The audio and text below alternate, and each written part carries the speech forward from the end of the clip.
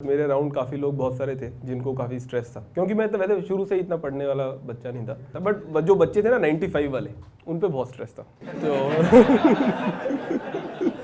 They were not used to losing in life, और वो भी बहुत ही फोकस्ड कि यार यही करना है मुझे।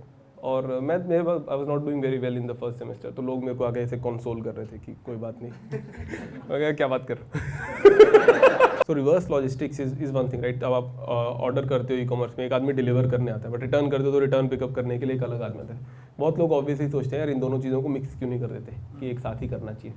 Having seen it at a micro level at the interaction, मुझे काफ़ी क्लियर था कि यार मेरी जो एफिशिएंसी है वो रिटर्न पिकअप की तभी ज़्यादा आएगी अगर मैं एक इंडिपेंडेंट आदमी को रिटर्न पिकअप से कराने लगूंगा। There sufficiently differentiated supply chains of both this things, और ये इनसाइट मेरे को क्लियर थी।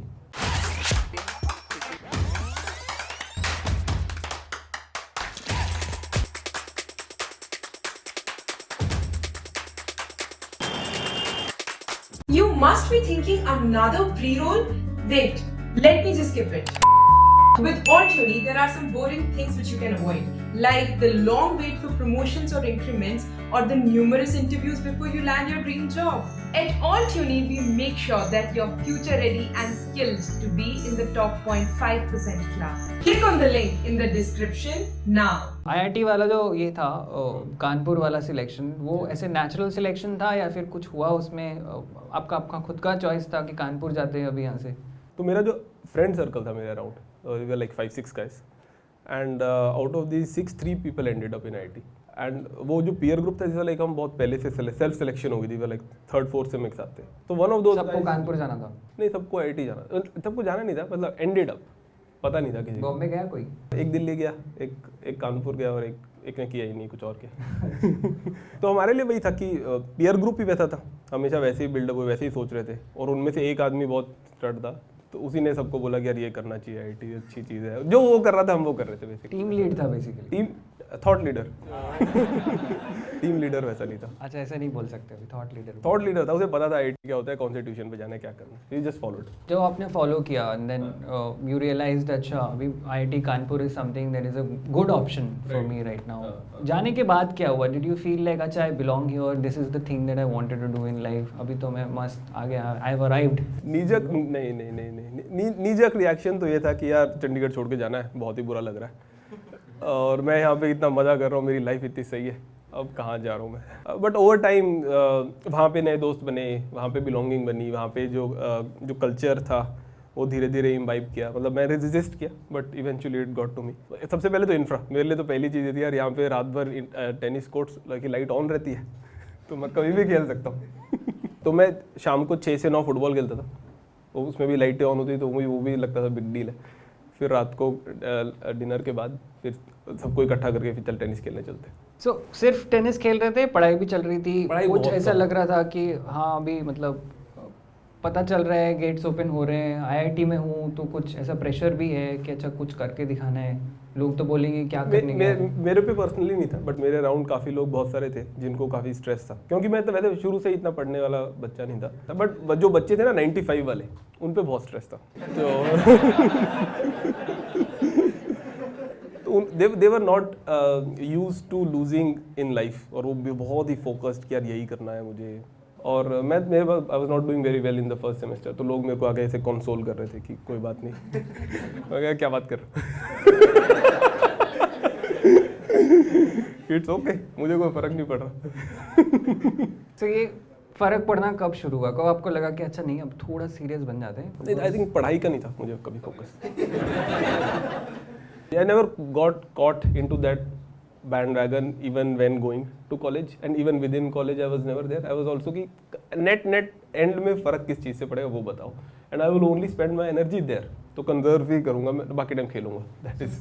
फिर आपको क्या लगा? I mean, what was that thing that you were putting your energy on, जिसको लग रहा है कि कंजर्व करके अभी यहाँ लगाते हैं एनर्जी? यार Which year did it happen? It happened around I think second year.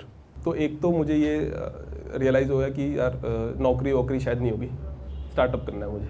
Paul Graham assess पढ़ लिए, थॉर पढ़ लिए, फिर आई गॉट सक्ड इनटू इट कि यार यही आदमी सही बोल रहा है, जो मेरे प्रोफेसर्स बोल रहे हैं वो तो मैं वैसे भी क्लास नहीं जाता था, तो डजंट मैटर। उनका कम ही समझता था, but I got sucked into it. Then I got sucked into tech. खुद से कोडिंग वोडिंग सीख रहा था, खुद से दिमाग लगा रहा था कि क्या करना चाहिए. तो वही मेरा जो बेंट था उसी टाइम शिफ्ट हो गया स्टूडेंट था. खुद से ही करते हैं तो इंस्टीट्यूट्स क्या करते हैं? लॉन टेनिस की फैसिलिटीज़ देते हैं. तो मेरा व्यू तो यार कि institutes are mostly a purpose of, उनका पर्पस है क्रीडेंशियलिंग करना, फाइंडिंग द राइट पीपल, उनको एक साथ छोड़ देना and then let them figure out कि क्या क्या करना है तुम्हें लाइफ में. और प्लेसमेंट्स वाले ट्रक्स बुलाना. प्लेसमेंट वाले ट्रक्स तो यार एकदम ही फ्रॉड है. अगर मैं 1 ईयर रिटेंशन देखूंगा of people who join right after campus, वो एकदम ही खराब होगा, मतलब लाइक 30% होगा प्रॉब्ली. तो वो तो शैम है. बैठे थे आप प्लेसमेंट वाले ट्रक में? हाँ बैठा था. तो कुछ पता ही नहीं था. अगर आप बात करना चाहें अपने फर्स्ट जॉब के बारे में, how did you land there? अब किसी को वो देख के जा रहे थे, अच्छा पीयर प्रेशर है, अभी ये भी जा रहा है तो मैं भी जाता हूँ सर, ऐसा कोई थॉट लीडर था वहाँ पे? It sort of happened automatically कि मैं पहले तो मुझे लगा कि यार बैठना नहीं चाहिए. मैं सिक्किम चला गया, घूम के आया, वापस आया तो देखा कि सब बैठ रहे हैं, चलो चलते हैं. तो 2-3 दिन में कोई ऑफर आ गया और फिर मैंने कहा ठीक है, yes you have to accept, right. तो वहाँ पे कोई जैसे चॉइस नहीं थी मेरी. जब जॉब में गया तो मुझे ये तो बहुत ही आसान है. वही तो 10वीं 12वीं के बच्चे कर लेंगे, लाइक सिंपल मैथ्स. मुझे लगता था कि यार यहाँ पे अकेडमिया में हमें कम बताते हैं और बिजनेस बहुत आगे होगा हमसे, but business was behind academia. फिर मुझे लगता है ये मैं बहुत कम काम करता हूँ, पैसे क्यों देते हैं मुझे. Right after college you went to work in a company. करने के बाद आपको पता चला कि अभी ये छोड़ना पड़ेगा. हाँ, एकदम रियलाइज हो गया था. और कुछ काम करना पड़ेगा, राइट? तो वो काम का काम करने के लिए आप कहाँ गए फिर? वो था मेरी लाइफ का number 1 pivotal decision. And I think एक था IIT कानपुर जाना और दूसरा फिर ये था जबोंग जाना. तो this was which year was it? Jabong 12 I think. 12 तभी जबोंग आ रहा था. आ ही रहा, 0 orders per day compare to जहाँ मैं था अभी. वहाँ पे जो टैलेंट डेंसिटी थी वो इतनी लो थी, एकदम स्कूल लेवल की टैलेंट डेंसिटी था. स्कूल में कुछ बच्चे तेज होते, बाकी सब काफ़ी एवरेज होते हैं, बट वो भी वैसे ही था मार्केट RX भी. बट जब मैं जबोंग में गया, उसने इतने ज़्यादा स्मार्ट लोगों को अट्रैक्ट किया होता, क्योंकि the opportunity to contribute in startups उस टाइम इतनी कम होती थी, तो सिर्फ एम्बिशियस लोग आते थे वहाँ पे. तो मैं I was blown away, like literally blown away कि यार ये मेरे आसपास इतने सब स्मार्ट लोग, इनको इतनी जल्दी कैसे समझ में आ रहा है, हाउ स्टूपिड है. मतलब वैसी फीलिंग आती थी कंटिन्यूअस. बहुत ही ज़्यादा स्मार्ट एम्बिशियस लोग जो उनको स्टार्टअप करना है और उनको मौका नहीं मिलता. वो अपना कहीं कॉर्पोरेट लाइफ में फंसे हुए थे, उनको एक एग्जिट मिला कि यार यहाँ जाता हूँ, और फिर उन लोगों ने एकदम जान लगा दी. तो मेरे लिए तो सब कुछ, मेरे को तो सोचना वहाँ से सीखा मैंने कि भाई कैसे सोचते कैसे कैसी चीज़ें कर रहे थे आप? मतलब हेल्प अस अंडरस्टैंड कि आपने बिल्ड क्या किया वहाँ पे. आपको ऐसा लगा कि अच्छा अभी this is the place where I can learn, तो आपने सीखा और क्या बिल्ड किया वहाँ पे? यार तो क्योंकि इतना जल्दी था तो कुछ भी बिल्ड आउट नहीं था.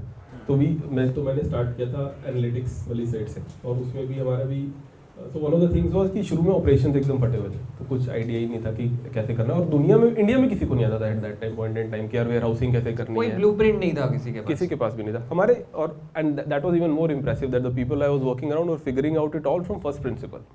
And that is where you learn यार to solve problems that have not been solve. कोई सैम्पल आंसर नहीं है, कोई मेमोरी से नहीं कर रहा है, किसी ने एक्सपीरियंस से नहीं किया हुआ है, पहली बार देखा कि यार ये प्रॉब्लम आई और सॉल्व की. एंड दैट वो मेरे लिए एक रहता था यार ये इतना इंटेलिजेंट कैसे, मैं क्यों नहीं. ये जो हायरिंग्स होती है इन दीज कंपनीज जो रिलेटिवली न्यू है, प्रोसेस बिल्ड करना है, उनको भी पता नहीं है, ब्रांड्स देखते हैं ये? आपको क्या लगता है? वो प्रॉब्लम थोड़ी ना मास वाली है, because there are 500 people. Now you need to come up with some thumb rules. तो फिर तुम कुछ CPI का कट जस्ट लाइक दैट लगा देते हो. नॉट दैट सेइंग कि यार कम CPI वाले लोग स्मार्ट नहीं होते, हम तो प्रोबेबिलिटी पे खेलेंगे. तो पहला काम तो वो करोगे तुम, क्योंकि मास प्रॉब्लम है. एंड देन अगेन वही उस फनल को छोटा करने के लिए you will again do things like test which is again उस ज़्यादा से कम वाली side. But eventually it comes down to what this person is. तो talking and interviewing eventually finally comes down to it. वो सब की चीज़ें वो सब इंडिकेटर्स हैं कि यार एक्स्ट्रा करिक्स में कितना किया है, दिस इज एन इंडिकेटर. ये सारी चीज़ें ना थोड़ा परसेंटेज हिलाती हैं. इवेंचुअली जो बात होती है वो इंटरव्यू पे ही होती है कि तुम कितना कर रहे हो, बाकी तो प्रोबेबिलिटी प्ले है थोड़ा. Help me understand this. Jabong में काम करने के टाइम पे then you realise that now is the time that you want to start up. वो तो I think there is never a time, right? You are compelled to do it. So क्या था? What was this idea that you brought into the world? आपको लगा कि अच्छा this is something where there is a problem and I'm going to definitely solve for it. Yeah. So I'll talk about Pickingo. तो हमारी की insight ये थी कि उस टाइम ई-कॉमर्स अभी स्टार्ट ही हो रहा था and having scene operations from scratch मुझे पता था कि यार कहाँ पे लेवरेज पॉइंट्स हैं. सो reverse logistics is one thing right. अब आप ऑर्डर करते हो ई-कॉमर्स में, एक आदमी डिलीवर करने आता है, बट रिटर्न करते हो तो रिटर्न पिकअप करने के लिए एक अलग आदमी आता है. बहुत लोग ऑब्वियसली सोचते हैं यार इन दोनों चीज़ों को मिक्स क्यों नहीं कर देते कि एक साथ ही करना चाहिए. But having seen it at a micro level at the interaction मुझे काफ़ी क्लियर था कि यार मेरी जो एफिशिएंसी है वो रिटर्न पिकअप की तभी ज़्यादा आएगी अगर मैं एक इंडिपेंडेंट आदमी को रिटर्न पिकअप से कराने लगूँगा. There sufficiently differentiated supply chains of both this things. और ये इंसाइट मेरे को क्लियर थी और उसमें भी पता था कि यार कौन से मेट्रिक्स हैं जो हिलाऊंगा तो एकदम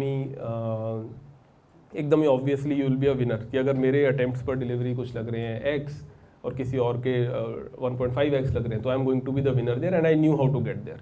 तो मेरे लिए एकदम ऑब्वियस हो गया था कि यार ये तो करना ही चाहिए मुझे. So suppose मैंने एक रिटर्न करना चाहा किसी को, वो उसका प्रॉब्लम आप कैसे सॉल्व कर रहे थे? What was that? तो रिटर्न तो हो ही रहे थे. I think there are other things around returns जो नहीं हो रही थी कि किस कॉस्ट पे वो रिटर्न हो रहा है, कितना एफिशिएंटली मैं पिक कर पा रहा हूँ. तो क्वालिटी ऑफ पिकअप वहाँ पे डोर स्टेप पे मैं पिकअप कर पा रहा हूँ कि नहीं कर पा रहा हूँ मैं.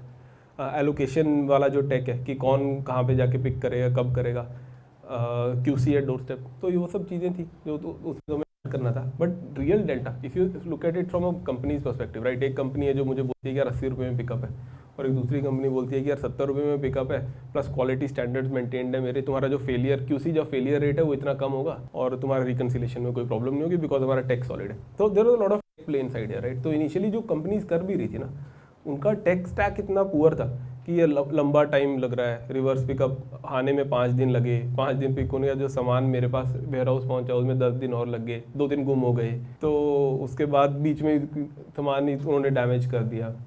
तो नेट कंज्यूमर को कब मिलता है पैसा? कंज्यूमर को पैसा तब मिलता है जब वापस एक्चुअली वेयर हाउस पहुँच के तुम देखते हो सही है कि नहीं है. तो वहाँ से लेके from 10 day to doorstep आज की डेट में तो वो स्टेट हुआ है कि डोर स्टेप पे आदमी चेक करता है और आई थिंक जब तक वो 1 घंटे में आपका रिफंड आ जाता है. वो तो उस टाइम पे 10 दिन वाला एक्सपीरियंस था कंज्यूमर का. तो क्यों लगा that Pickingo is a right market fit? और अभी जब आप कर रहे थे ये आपको लग रहा था कि अच्छा I am in the right direction. आपने 2 साल चलाया राइट पिकिंगो को? नहीं, एक साल. 1 साल चलाया. तो क्या लगा? I mean, was that an idea that you could bank on ऐसा लगा या फिर आपको लग रहा था कि by the time it was 6, 7, 8 months आपको लगा कि नहीं this is an idea it will not work? नहीं तो the way we started it तो the reverse logistics bit always worked throughout it and हमारा जो उसमें प्रॉब्लम थी because it's a B2B business our consumers were e-commerce companies because it was e-commerce companies. तो B2B में concentration of demand जो होती है बहुत हाई होती है. 5-6 अगर if you have Amazon, Flipkart, Paytm, Snapdeal but 2-3 नहीं है तो 2-3 आने में टाइम लगेगा और यू ग्रो विद देम कि यार जैसे वो बड़े होंगे तुम्हारी ग्रोथ भी वैसे वैसे. So you very impatient about it कि यार डिमांड तो हमारे हाथ में होनी चाहिए. हम तो बेटर परफॉर्म कर ही रहे हैं, हम बेटर प्राइसेस दे रहे हैं बेटर, तो why are we not getting all of that demand. B2B business I think वैसे नहीं चल सकता. तो हमने इनिशियली स्केल अप कर दिया था, बूटस्ट्रैप किया था खुद से ही and we got to like 5-6 lakhs monthly revenue. This is good gross margin. पैसे जला भी नहीं रहते हम बूटस्ट्रैप करके. उसके बाद हमने पैसे रेज किए और IS वेंचर पार्टनर्स से. कितना रेज किया था आपने? I think first round was कुछ something around 8 CR. So all of that happened in 1 year's time. ये तो बहुत जल्दी हो गया था. हमने I think we took like 1. तो ये भी इंटरेस्टिंग स्टोरी है कि हम बूटस्ट्रैप कर रहे थे और सही नंबर्स आ रहे थे, मतलब 5-6 लाख मंथली रेवेन्यू हो गया था. And I met Amit the shuttle CEO कि यार हम बताए ये कर रहे हैं एंड ही इज़ लाइक कि यार तुम पागल हो क्या, जाओ पैसे रेज करो. And within next week we got a term sheet and 1 महीने में वो क्लोज हो गया था. तो वो टाइम पे 5-6 लाख अगर आप बना रहे थे महीने का, दैट वाज इनफ फॉर पैसे रेज करने के लिए. आप जा सकते हो. was that 5-6 lakhs monthly revenue, decent gross margins is a significant. अभी कोई स्टार्टअप कर रहा है तो क्या है वो मार्जिन? उस पर डिपेंड करेगा कि यार कौन सा बिजनेस है. बट यार पैसे रेज तो पेपर पे भी हो जाते हैं, आइडिया पे भी हो जाते हैं. So फिर कब लगा कि आई मीन ये this maybe is a good thing to have in life, but इसके आगे भी कुछ सोचना पड़ेगा और ये काफ़ी नहीं है? कब लगा ये? हम कुछ एक्सपेरिमेंट्स करते रहते थे. हमें फीलिंग तो थी यार कि यार अगर हम बैठे तो why not make use of this time and this all this infra that we have already built, there are these delivery boys out there, why not build something more? So at some point, I think maybe a couple of months later, जब वही थोड़ा हमें friction feel हुई कि अब next level of growth either is going to come through new clients, तो हमने कुछ experiments को scale करना start किया. So one of those was hyperlocal logistics. This is old time, this is 2015. 2015 में if you ordered food from a restaurant on phone, that was the default way to order food at that time, that point in time. The restaurant would send its own delivery boy to deliver food to you. We were going and offering these merchants, okay, you don't keep your own delivery boy. We are going to charge you per delivery and outsource your deliveries to us. And that is how we were onboarding our merchants. So we started with this, and this kind of model, somehow it became very competitive. During that time, multiple startups came in, all of them chasing the exact same markets with different models, but it became a very competitive, and we got caught into that, in that rat race of increasing number of orders, and we did that. We increased our number of hyperlocal orders to around 10,000-15,000 orders per day, but they were not very profitable. In fact, because if you don't have that kind of density in hyperlocal logistics, it takes you will always be losing money, and we did not have that kind of capital. We were basically a seed round money. For hyperlocal logistics to work, you need some density, and only then you will get beyond the threshold of X number of orders per delivery boy per day, and that starts to make sense. So this was happening within Pickingo, or there was some other company that you started also? No, this is happening within Pickingo, but essentially now we were two companies, one hyperlocal logistics and the other was this reverse logistics company, which was almost parallelly. There was very little overlap between the two. We were trying to do that, but essentially it's very right. One company has 5 clients, one has 5,000, so it's very different. Throughout my life, I had been very, very demand constrained in all my businesses. So I knew that whatever I need to do in tier 2, tier 3. It has to be relevant for like 50% of India. Otherwise, I don't want to do anything. You must be thinking another pre-roll? Wait, let me just skip it. With Altuni, there are some boring things which you can avoid, like the long wait for promotions or increments, or the numerous interviews before you land your dream job. At Altuni, we make sure that you're future ready and skilled to be in the top 0.5% class. Click on the link in the description now.